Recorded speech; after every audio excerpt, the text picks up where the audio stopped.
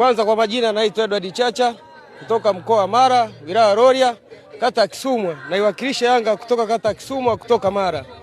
Nimefurahia kuja Tabora na nimefurahia sana na tunafurahia sana na wananchi wenzangu. Hapa tunawaramba supu na kesho kutwa nataka tuwarambe mkono kama tulivyozoea. Walioko mikoani watoe wasiwasi. Sisi ni kama kawaida tunapiga tano. Tunampa salamu Christina Mwigera.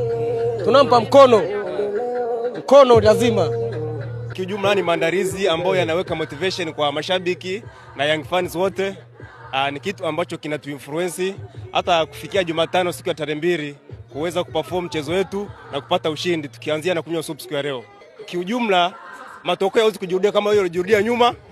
Ni kwamba Yanga sasa hivi imejipanga na imejiandaa kwa hauwezi kurudia makosa ambayo alifanya kwenye raundi ya kwanza. Sisi hapa yani kiukweli hapa tunamaliza kila kitu.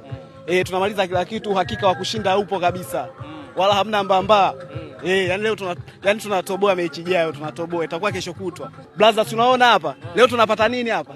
Tunapata supu Kama tunapata supu hakika upo. Tunashiba kabisa. Yani tuna uhakika brother. Wala hamna mbamba kabisa. Wana Tabora mimi nawaambia tu wakuje uwanjani, tujaze uwanja, tuwasupport wachezaji wetu. Maana wanatoka mbali wanakuja hapa, kwa hiyo tuwapokee, tuwatie moyo, tupambane, tutatoboa, hakika upo. Goli 5 hakika. Uzalendo upo, lakini wewe mwenyewe unafahamu Yanga ni timu kubwa sana kiukweli. Wana Tabora United watatusamee tu.